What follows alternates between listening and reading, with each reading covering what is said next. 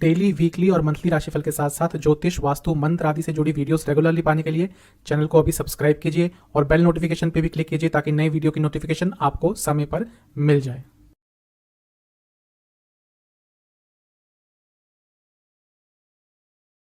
ओम गणेशाय नमः। ओम नमः शिवाय। मैं निखिल ज्योतिष आचार्य आप सभी का मेरे चैनल पे पुनः स्वागत करता हूँ। आशा करता हूँ आप सभी स्वस्थ होंगे।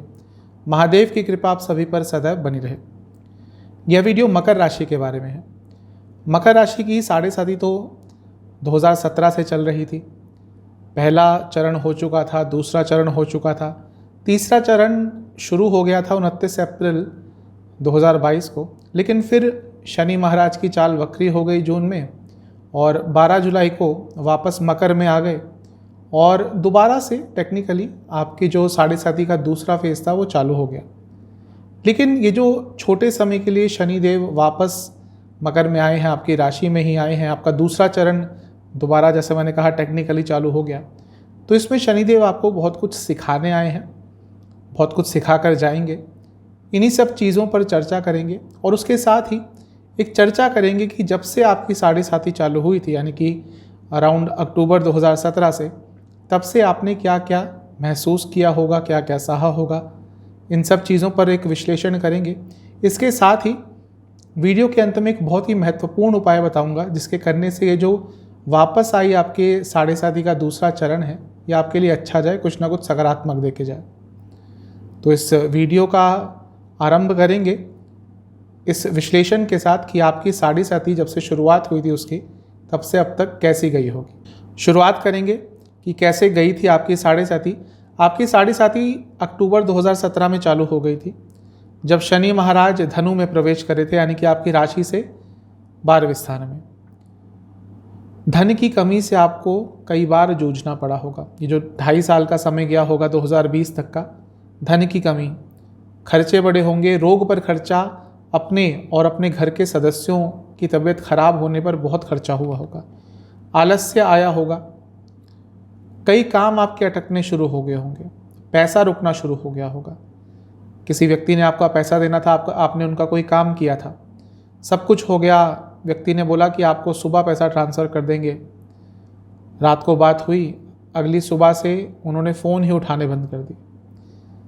आपकी संगति भी खराब हो गई होगी और उस संगति खराब होने के कारण भी आपने बहुत प्रॉब्लम्स झेली होंगी, कहीं फंस भी गए होंगे। कहीं कहीं लिखा है कि व्यक्ति निर्धन हो जाता है, क्योंकि मकर उनकी अपनी राशि है तो इतना बुरा प्रभाव कभी कभी नहीं देते, लेकिन आपकी दशा अंतरदशा खराब चल रही थी तो हो सकता है बहुत सारा पैसे का लॉस हुआ हो। अंगहीन भी कहीं कहीं लिखा जाता है। आज के समय में बात करेंगे तो हो सकता है आपकी कोई छोटी मोटी सी सर्जरी इस समय में हुई हो, आपको रिकॉग्निशन नहीं मिले हो, कितना भी अच्छा काम आपने किया हो पर्सनल लाइफ में, प्रोफेशनल लाइफ में, आपको रिकॉग्निशन नहीं मिली होगी, उसका ड्यू नहीं मिला होगा। बुरे कामों पर धन का खर्चा हुआ होगा, धन का व्यय हुआ होगा, आपको आंखों में प्रॉब्लम आई होगी, नींद डिस्टर्ब रहती होगी, स्लीप डिसऑर्डर्स आए होंगे। यहाँ पे ये भी बताता है कि किसी कानूनी केस में आप लिप्त हो सकते हैं, वकीलों के चक्कर शायद आपको काटने पड़े हों, अदालतों के चक्कर आपको काटने पड़े हों, कहीं ना कहीं एडवोकेट की सहायता लेनी पड़ी हो। तो ये सारी चीज़ें भी बहुत इस प्रथम चरण में आपके साथ हुई होंगी। कुटुंब में प्रॉब्लम, यानी कि घर में प्रॉब्लम्स, घर में कलह, घर में दरिद्रता, घर में लड़ाइयाँ झगड़े, छोटी छोटी बातों पे कहा सुनी, घर में किसी की सेहत बिगड़ना, आपकी अपनी वाणी से भी कई लोगों से घर में प्रॉब्लम आपको आई होगी। ओवरऑल सुख की कमी रही होगी। जो एक सुख या सुखी जीवन होता है कैसा होता है, आपने पहले चरण में उसका अनुभव बहुत कम किया होगा। कई बार तो आपको ऐसा लगा होगा कि सुख होता क्या है, आप भूल ही गए। कुछ अगर अच्छा हुआ भी होगा उस पीरियड में, आप उसको ज़्यादा एंजॉय नहीं कर पाए होंगे। यहाँ पे कभी कभी शनिदेव आते हैं तो कहा जाता है कि राजा का कोप, यानी कि आज के समय में राजा की बात करेंगे तो गवर्नमेंट, हो सकता है टैक्स की कोई प्रॉब्लम, कुछ और प्रॉब्लम गवर्नमेंट से आपको झेलनी पड़ी हो, डाइजेस्टिव डिसऑर्डर्स हुए होंगे, और कोई धार्मिक कार्य आप करने गए होंगे, धार्मिक यात्रा पर निकल रहे होंगे, उन चीज़ों में भी विघ्न आए होंगे। आपने सोचा होगा कहीं जाएंगे, कहीं घूमने जाएंगे, किसी धार्मिक स्थल पर जाएंगे, अचानक से प्लान ड्रॉप करना पड़ गया। आपने सोचा घर में कोई अनुष्ठान कराएंगे, अचानक से कुछ प्रॉब्लम आ गई तो प्लान नहीं हो पाया।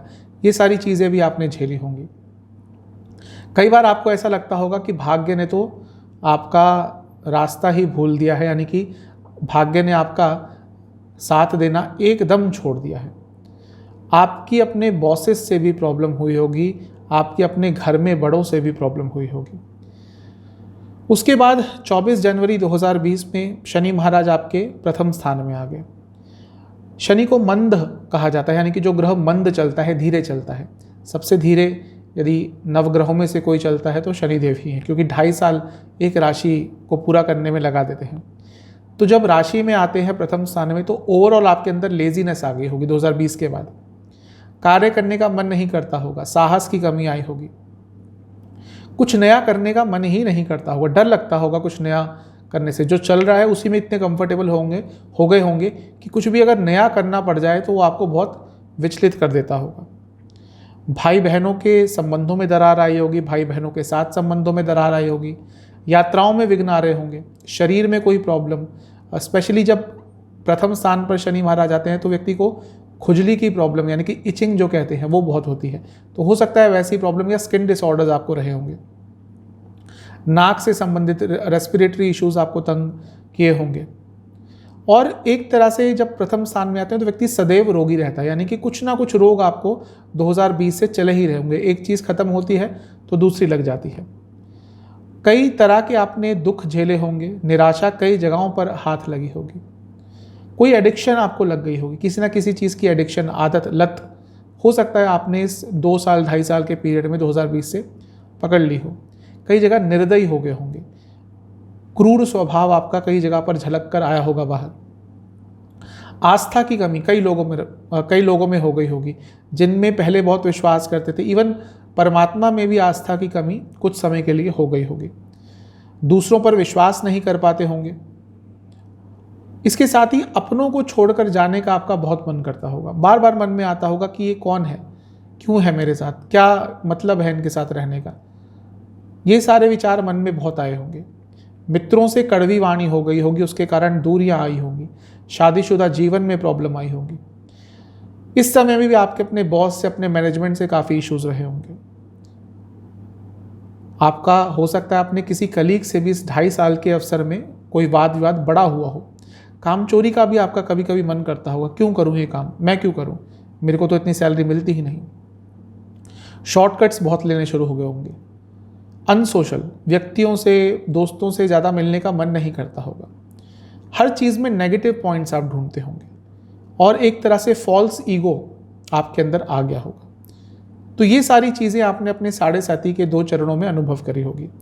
अब बात करेंगे जो वापस आ रही है 7.5 का दूसरा चरण आपके लिए, जो आ चुका है ऑलरेडी, 12 जुलाई से स्टार्ट हो चुका है और चलेगा अगले साल जनवरी तक। उसमें शनिदेव आपको क्या क्या सिखाना चाहते हैं, इस पर एक विश्लेषण करेंगे। अब बात करते हैं कि 12 जुलाई को जो टेक्निकली आपका 7.5 का दूसरा चरण फिर से चालू हो गया, उसमें शनिदेव आपको क्या सिखाने आए हैं, क्या आप वो सीख पाएंगे, क्या आप उन चीज़ों पर काम कर पाएंगे, इसके बारे में एक चर्चा करेंगे। प्रथम स्थान में ही वापस आ गए वक्री होकर, तो अपने जीवन को व्यवस्थित करने के बारे में आपको सोचना होगा। शनि महाराज आपको बताना चाहते हैं कि अपने जीवन को व्यवस्थित कर लें, अपनी दिनचर्या को व्यवस्थित कर लें, एक ऑर्डर में ले आएँ अपने जीवन को। कभी भी उठना, कभी भी सोना, सेहत पर ध्यान ना देना, कुछ भी कभी भी करना, कभी भी खाना, इन सब चीज़ों से आपको बचना पड़ेगा, क्योंकि अगले साल आपके दूसरे स्थान में आ रहे हैं। यदि धन स्थान में आने का लाभ आप उठाना चाहते हैं तो अभी से अपने जीवन को व्यवस्थित कर लें, क्योंकि जब आएंगे धन स्थान में, बाकी सब कुछ होना हो, धन कमाने की जो संभावनाएं हैं वो आपके लिए अवश्य बढ़ाएंगे। उसका फ़ायदा आप कब उठा पाएंगे, जब आपकी सेहत, आपकी दिनचर्या बहुत अच्छी होगी। आलस्य से दूर हो, सेहत पर बहुत ज़्यादा आपको सुधार करना पड़ेगा। ये वही दिनचर्या का ही एक, आपका क्या कहिए, लाइफस्टाइल का ही एक हिस्सा बन गया। नेगेटिविटी से निकलने का प्रयास करना पड़ेगा, लॉन्ग टर्म प्लानिंग करनी पड़ेगी। शनि महाराज मंद ग्रह हैं, धीरे चलते हैं, तो लॉन्ग टर्म प्लानिंग करेंगे तो फ़ायदा होगा। जैसा मैंने कहा, धन स्थान में आ रहे हैं अगले साल, प्लानिंग उसकी अभी से करना शुरू कर दीजिए कि क्या क्या, यदि अच्छा समय आया तो उसका लाभ कैसे उठाएंगे। समय तो सीमित ही होता है, यदि पहले से ही उसके बारे में आप विचार कर लेंगे तो आपके लिए बहुत अच्छा रहेगा। धन संचय के बारे में सोचना शुरू कर दें। जैसा मैं कह रहा हूं कि दूसरे स्थान में आने वाले हैं, कुटुंब में चल रही प्रॉब्लम्स को सॉल्व कर लें। ये दारोमदार आपके ऊपर आता है क्योंकि आपके कुटुंब स्थान में आने वाले हैं अगले साल। तो अभी से प्रयास करें कि उन चीज़ों को सॉल्व कर लें। निंदा से बचें, किसी की भी निंदा मत करें, वो आप पर बहुत भारी पड़ेगा।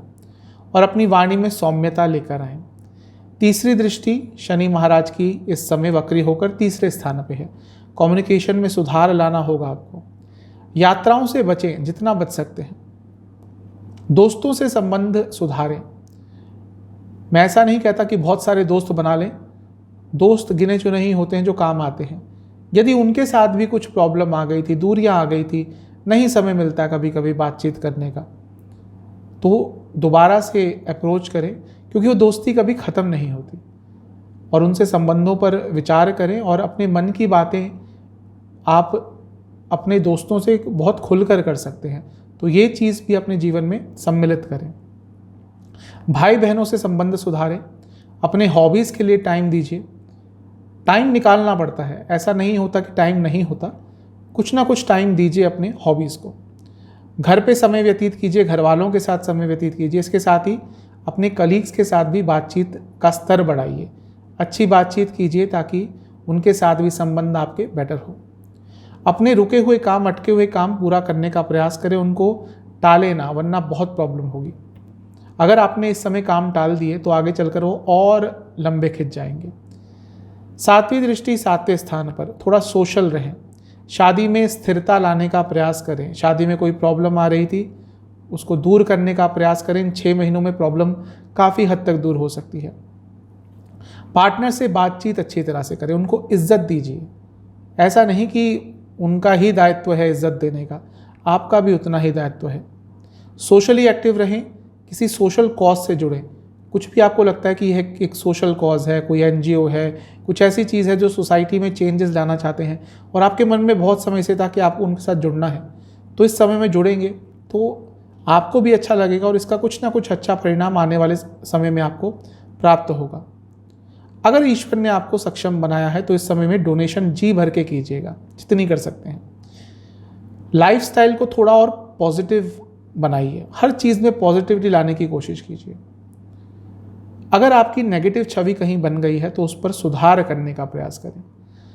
10वीं दृष्टि शनि महाराज की रहेगी 10वें स्थान पर। वैसे ये जो मकर राशि वाले लोग होते हैं ये वर्कहॉलिक होते हैं, इनको काम करना बहुत पसंद होता है, लेकिन क्योंकि पिछले कुछ समय से जो शनि महाराज थे वो आपके प्रथम स्थान में ही थे, कभी कभी आलस्य आ जाता होगा, तो आपको दोबारा वैसा ही बनना है। काम के प्रति आस्था बढ़ानी है। ईगो कार्य क्षेत्र पर बिल्कुल मत दिखाइएगा। किसी बड़ी पोस्ट पे है तो बिल्कुल नहीं। अपने जूनियर्स के साथ अच्छा संबंध रखिएगा। भाषा की मर्यादा कभी मत लांघिएगा, आपको और प्रोफेशनल होना पड़ेगा। पर्सनल और प्रोफेशनल लाइफ में डिफरेंस होता है, इसको समझना पड़ेगा। कृतज्ञता का भाव रखना पड़ेगा अपने करियर की तरफ, क्योंकि आपकी दाल रोटी, आपका घर वहीं से चलता है। उस जगह के प्रति कृतज्ञता रखिएगा। निंदा मत करिएगा, मैंने शुरू में ही बोला था निंदा मत कीजिएगा, स्पेशली अपने कार्य क्षेत्र की निंदा बिल्कुल मत कीजिएगा। कई लोगों को मैंने देखा है अपने जीवन में जो कार्य क्षेत्र की निंदा करते हैं और जब वो काम छूट जाता है तब उनको पता चलता है कि घर चलाना कितना मुश्किल होता है। तो अपने कार्य क्षेत्र की, अपने काम की कभी भी निंदा मत कीजिएगा, स्पेशली इस समय। वैसे तो कभी भी नहीं करनी चाहिए, इस समय में बिल्कुल भी मत कीजिएगा। अगर आप बड़ी पोस्ट पे हैं, बहुत बड़ी पोस्ट पे हैं, ये समय है आप किसी अपने जूनियर को गाइड कर सकते हैं, उनके मेंटर बन सकते हैं। यदि आपको लगता है कि कोई ऐसा जूनियर है जो योग्य है, आगे बढ़ना चाहता है, लेकिन उसके पास गाइडेंस नहीं है, तो आप उनके मेंटर भी बन सकते हैं। तो ये सारी चीज़ें अगर आप करेंगे तो आपके लिए ये जो साढ़े साथी का दूसरा चरण है ये कुछ अच्छा प्रभाव देके जाएगा। उससे ज़्यादा इम्पोर्टेंट जब तीसरा चरण स्टार्ट होगा तो भी आपके लिए अच्छे प्रभाव आएंगे। अब बात करते हैं उपाय की। जब भी वीडियो देखें उसके बाद लगातार 4 शनिवार पीपल के पेड़ के नीचे पहले आपको 4 सरसों के तेल के दिए जलाने हैं और हर सरसों के तेल के दिए में आपको कुछ काले तिल के दाने डालने हैं। उसके बाद ये सब हो जाए, वहाँ बैठकर आपको भैरव चालीसा का 4 बार पाठ करना है। नियमित तौर से 4 शनिवार ये चीज़ कर लीजिएगा कि जो अभी आपकी 7.5 चल रही है इसमें भी अच्छा प्रभाव मिलेगा और आने वाले समय में भी जो नकारात्मक प्रभाव है वो कम रहेंगे। आशा करता हूँ ये वीडियो आपको पसंद आएगी, किसी काम आएगी। चैनल पे नए हैं सब्सक्राइब कीजिए, वीडियो को लाइक कीजिए। मिलता हूँ अगली वीडियो में, तब तक के लिए ओम नमः।